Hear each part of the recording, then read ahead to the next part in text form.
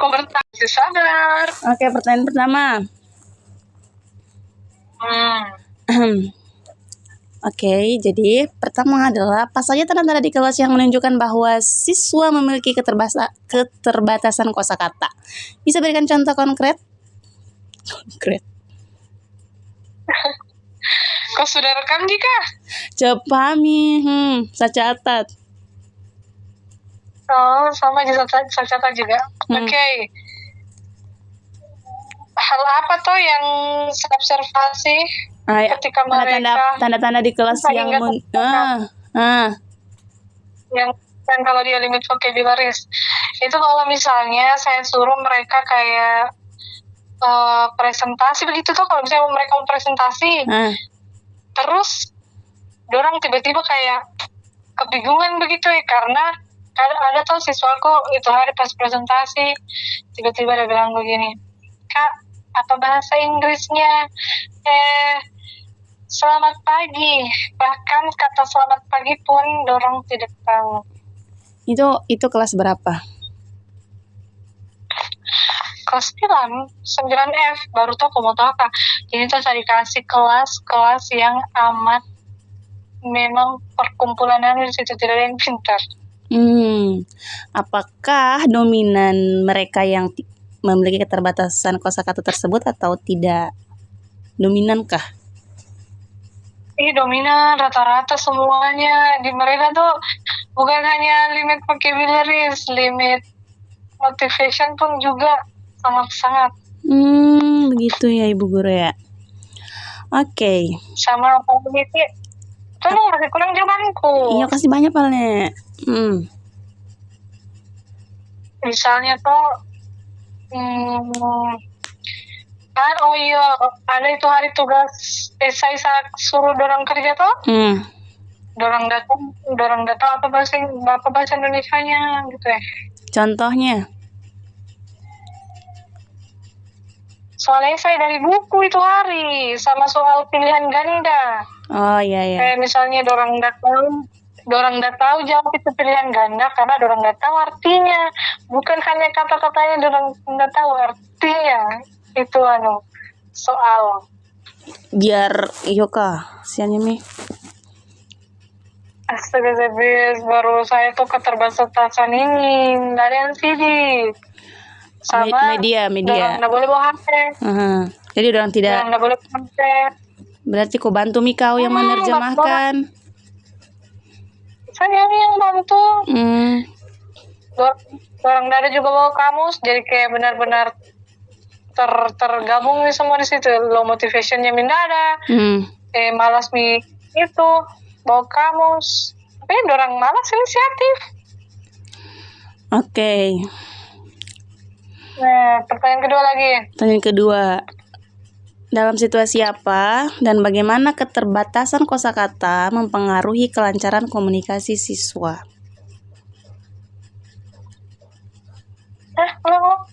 Dalam situasi apa atau bagaimana keterbatasan kosakata mempengaruhi kelancaran komunikasi siswa? Apakah dalam situasi role play kah? Apakah speaking task kah? Itu ke pertanyaannya. Ayo Mi, jawab Mi cepat. Presentasi, discussing, kerja tugas. Itu presentasi, discussing, kayak discussing kelompok. Terus sama kasih soal itu, soal kayak pilihan ganda, esai. Di situ dorang. Jadi di situ kau lihat masalahnya. Sama di pertanyaan pertama itu. Oke, lanjut. Menurut Anda, apa penyebab utama keterbatasan kosakata siswa? Apakah lebih dipengaruhi oleh kurangnya latihan, minat belajar, atau faktor lainnya? Oke, yang itu karena yang pertama memang tidak ada niatnya mau tahu. Ya, ada minat belajarnya ya? Nggak ada minat belajarnya, dari sekali kok. Itu dominan ke satu kelas atau beberapa Ji? Astaga, kelas 89 ini. Nah di kelas 8 tuh parahnya kamu tahu. sekasih tapi dorang kayak kata-kata begitu, kata-kata dasar untuk dorang bawa pulang. Akhirnya mereka mau ITT, mau tahu 1-2 orang yang mau ambil itu Kenapa? pas yang saya printkan effort. Padahal kok effort me print. Iya, dan Kasian. Oke. pertanyaan Kenapa? itu tadi yang ini apa? Saya lupa. Yang ini. Nah, yang dua tadi apa? Yang mana sih? Yang sama si jawab, barusan pertanyaanmu. Yang barusan ini. Enggak. Nah, Putus-putus cari dulu ke wifi cepat nih. ya ada wifi kenapa bang? Putus. Ulang pertanyaanmu yang tadi. Menurut Anda, apa penyebab utama keterbatasan kosakata siswa? Apakah lebih dipengaruhi oleh kurang? Hah? Sebelum saya Iya selesai. penyebabnya. Iya. Penyebab utama keterbatasan kosakata mereka itu apa? Dorang malas membaca, sama dorang malas tahu. Malas membaca, malas tahu, sama malas dicari tahu. Kayak dorang malas ditahu begitu ya. Intinya malas tahu begitu. Dorang tidak punya inisiatif untuk cari tahu. Malas membaca nih, malas cari tahu, Oke. dan tidak mau tahu. Masalah apa itu? Oke. Thank you. Oke, lanjut. Apakah metode pengajaran atau materi yang digunakan selama ini sudah cukup mendukung peningkatan kosakata siswa? Mengapa?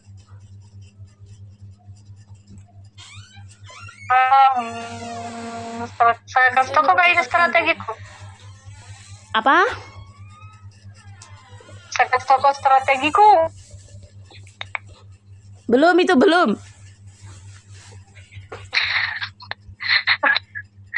Ini nggak mau kasih tahu kok sama anunya juga. Dengarkan saya bercerita kan. Tempel ya. Jadi di kelas 8 itu kan semua nggak semua aja tapi sebagian nih yang di kelas 9 yang cerita yang parah banget. Jadi kelas 8 ada 3 orang yang pintar. Iya. Itu kalau nih. Terus? Karena satu pertemuan strategi yang saya gunakan itu membuatkan mereka kegiatan kayak Class of Champions. Class of Champions. Bagaimana itu? Itu ada memorize, recall dengan examine. Terus? Ini yang pentingnya Class of Champions ada memorize, recall, examine. Nah, dalam fase recall itu kan ini per kelompok. Ya. Nah, setiap kelompok itu dapat kertas yang dimana kertas itu terdiri dari list of vocabulary. Ya. List of vocabulary. Okay. Nah, di fase itu saya kasih dorang waktu sekitar 15 menit untuk dorang hafal setiap kelompok. Itu baru fase pertama. Quick recall and apa itu? Bukan recall, memorize. Oh iya. Tadi yang pertama memorize karena dorang hafal dorang hafal. Nah, setelah 15 menit berlalu, tahap kedua yang recall itu saya sediakan lagi kertas untuk mengisi apa yang dorang sudah tahu dan hafal yang pada fase pertama itu tadi. Ya. Nah, di recall itu dorang tulis apa yang dorang tahu, dorang ingat. Ya. Nah, itu saya kasih waktu 10 menit.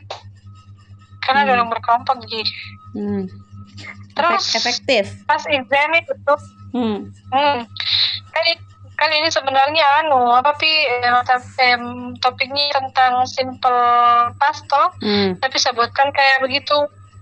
Nah, pas di examine ini dorang bikin kalimat ada kosakata yang mereka dapat. Jadi kayak masih berhubungan dengan kata-kata yang selalu ada atau muncul di simple past tense.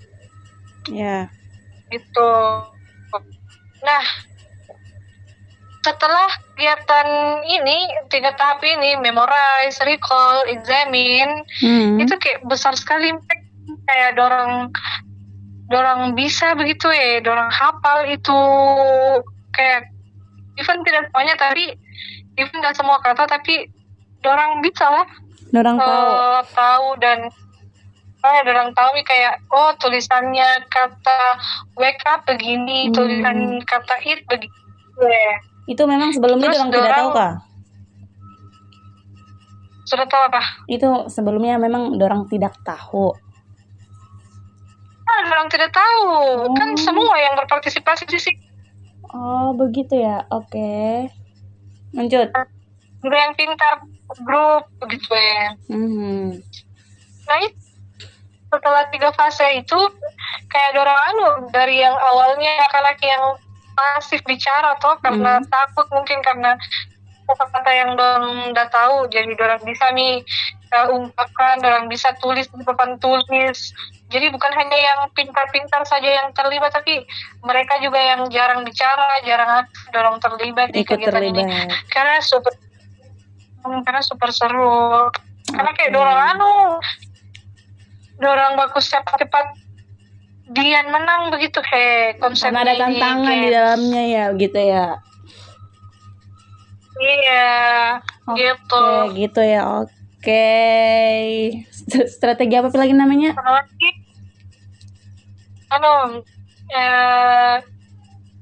Class of Champions. Nama kegiatannya Class of Champions. Nama strateginya strategi apa? Game based learning ya? Student based learning. Problem based learning cocok nih. Karena student center. Mereka yang jadi pusat. Emang tinggal perhatiin doang. Ada project yang mereka selesaikan ya? Iya. Problem based learning. Iya, itu nih projectnya. Kan siswa yang kayak lebih terlibat dalam kelas daripada gurunya. Oke, Ki. Ada lagi? Berapa pertanyaanku? 5 kah? Sabar dulu. Berarti itu metode paling efektif nih di antara metode-metode yang lain. Yo. Apa ulang? Lagi membaca tadi. Oke. Saya bilang berarti itu metode yang paling efektif nih di antara metode-metode yang lain yang kau gunakan, yang Iki gunakan, yang dirimu gunakan. Iya, yang itu paling efektif menurutku. Kan strategi yang pertama tadi saya jelaskan saya kasih mereka saya perinkan mereka kertas kata-kata yang isinya vocab. Tidak efektif karena dorang tidak minat itu kertas yang saya perinkan. Ini lebih efektif itu yang class of champions itu. Oke lah. Cukup Mi. Cukup Mi ya? Ya, insya Allah.